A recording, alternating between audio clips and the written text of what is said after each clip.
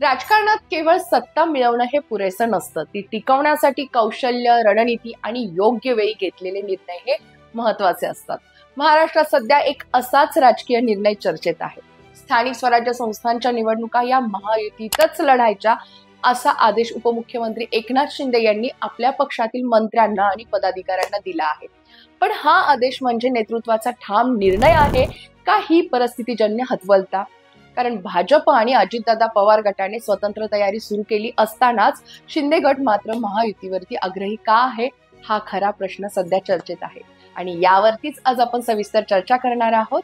नमस्कार, मी सायली नलवडे कविटकर आणि आपण पाहताय विश्लेषण वाईब. राज्यातील अनेक महानगरपालिका आणि जिल्हा परिषदा या गेल्या काही वर्षांपासून प्रशासकांच्या अखत्यारीत आहेत. मुंबई, ठाणे, पुणे, नागपूर, नाशिक, संभाजीनगर, कोल्हापूर या सर्व ठिकाणी निवडणुका या होणं बाकी आहे. 2017च्या स्थानिक स्वराज्य संस्थांच्या निवडणुकांमध्ये शिवसेनेने स्वतंत्रपणे दमदार कामगिरी केली होती, पण तेव्हा पक्ष एक होता. आता शिवसेना 2 गटात विभागली गेली आहे. एक उद्धव ठाकरे गट आणि दुसरा एकनाथ शिंदे गट. या विभाजनानंतर शिंदेची खरी ताकद आता स्थानिक स्तरावरती किती आहे हे अद्याप कोणालाच ठामपणे माहीत नाहीये. त्यामुळे या निवडणुका या शिंदे गटासाठी अस्तित्वाचा प्रश्न नक्कीच ठरू शकतात. म्हणूनच की काय झाकली मूठ 1.25 लाखाची या म्हणीप्रमाणे शिंदे गट आता महायुतीत निवडणूक लढण्याची भूमिका घेतोय का काय, हा प्रश्न निर्माण होतोय. पण खरा प्रश्न हा आहे की शिंदेंना महायुतीत का लढावं असं वाटतंय? कारण राज्यातील सध्या परिस्थिती पाहता शिंदे यांचा हा निर्णय पूर्णपणे रणनीतीवरती आधारित आहे. भाजपसोबत महायुतीत राहून लढल्यास त्यांना सत्तेचा अनुभव, संघटनाचं पाठबळ आणि संसाधनांचा फायदा मिळेल. त्याहूनही महत्वाचं म्हणजे वेगळं लढल्यास पक्षाची वास्तविक ताकद आणि जनाधार हा उघड होईल आणि ती आकडेवारी फारच मर्यादित राहिली तर शिंदेचा राजकीय प्रभाव हा कमी होण्याची भीती आहे. त्यामुळेच की काय महायुतीचं छत्र घेऊन लढणं ही एक सुरक्षित राजकीय चाल ठरते आणि म्हणूनच शिंदे गटाची मानसिकता ही महायुतीत लढावी अशी झाली. याशिवाय आणखीन एक महत्वाचा मुद्दा समोर येतोय, तो म्हणजे वेगळं लढण्याची शिंदे यांना भीती का वाटतेय? कारण ठाणे जिल्ह्यात शिंदेचा प्रभाव हा अगदीच निर्विवाद आहे. पण त्या पलीकडे जाऊन मुंबई, पुणे, कोल्हापूर, नागपूर किंवा नाशिक सारख्या शहरी भागात शिंदे गटाची स्वतंत्र ओळख अद्याप अजूनही निर्माण झालेली नाहीये. स्थानिक नेते, नगरसेवक आणि गटप्रमुखांपैकी अजूनही काही जण उद्धव ठाकरे गटाशी जोडलेले आहेत. जर शिंदेंनी स्वतंत्र लढाई निवडली तर निकालात शिवसेनेचा एक भाग म्हणून त्यांचा वाटा फारच कमी दिसू शकतो आणि याचा थेट परिणाम हा शिंदेच्या राज्यातील त्यांच्या राजकीय स्थानावरती होऊ शकतो. हीच शक्यता लक्षात घेऊन त्यांनी महायुतीचा आधार घेतला आहे असं राजकीय वर्तुळात बोललं जातं. एकीकडे शिंदे यांनी महायुतीत निवडणूक लढवणार असल्याची भूमिका घेतली असली तरीही भाजप आणि राष्ट्रवादीचं समीकरण ही महत्वाचं आहे. तर दुसरीकडे भाजप आणि अजित पवार यांच्या राष्ट्रवादी गटाने मात्र स्थानिक स्वराज्य संस्थांमध्ये आपापली संघटनात्मक तयारी स्वतंत्रपणे सुरू केली आहे. भाजपला मुंबई वगळता इतर ठिकाणी शिंदे गटाची फारशी आवश्यकता नाहीये, हे त्यांचं उघडगुपित आहे.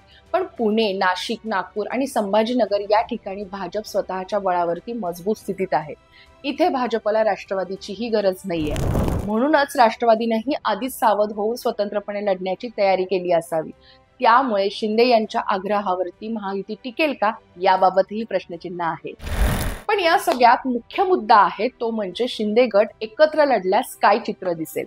जर शिंदे गटाने स्वतंत्र लढाई निवडली तर ठाणे सोडून इतर महानगरपालिकांमध्ये त्यांची आकडेवारी ही प्रातिनिधिक स्वरूपातच राहील. मुंबईत उद्धव गटाचा ठसा अजूनही आहे, पुण्यात भाजप हे निर्विवाद वर्चस्वात आहे, तर नागपूरमध्ये भाजपचा प्रभाव हा स्पष्ट आहे आणि नाशिकमध्ये स्थानिक स्तरावरती, स्थानिक पातळीवरती भाजपा मजबूत होताना दिसतेय. अशा परिस्थितीत शिंदे गटाला अपेक्षित परिणाम मिळणे हे अवघड ठरेल आणि हेच वास्तव शिंदेंना नीट ठाऊक आहे. त्यामुळेच एकटं लढल्यास मतांची आकडेवारी घटेल आणि मतांच्या आणि तसेच निकालाच्या स्ट्राईक रेटवरती परिणाम होईल. एकनाथ शिंदे यांनी महायुतीत लढण्याचं मंत्र्यांना कळवलं असलं तरी भाजप यासाठी तयार होईल का, हाही कैचा मुद्दाच आहे. म्हणूनच शिंदे यांचा आदेश म्हणजे फक्त पक्षातील अंतर्गत संदेश नाहीये, तर तो भाजपकडे केलेला एक प्रकारचा राजकीय संदेश देखील आहे. आपण एकत्र राहूनच लढूया. मात्र भाजपकडे आधी स्थानिक नेत्यांची मजबूत फळी आहे. संघटनात्मक पातळीवरील भाजपने तयारी देखील जोरदार सुरू केली आहे.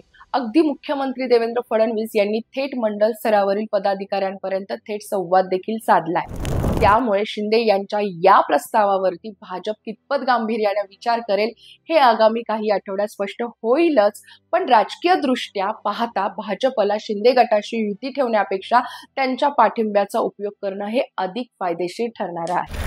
आणि म्हणूनच आता प्रश्न पडतोय, शिंदेचा आदेश म्हणजे हतबलता आहे की राजकीय वास्तव?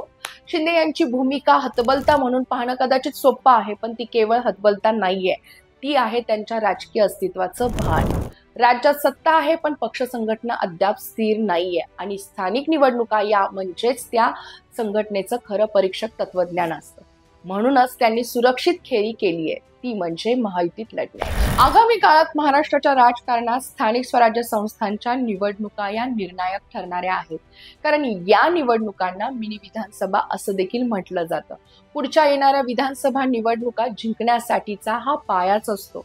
या निवडणुकांमध्ये शिंदे गटाची ताकद, भाजपचं वर्चस्व आणि अजित पवार गटाची रणनीती या तिन्हींचा संगम महाराष्ट्राच्या पुढील राजकीय समीकरणाला दिशा देणारा नक्कीच असेल.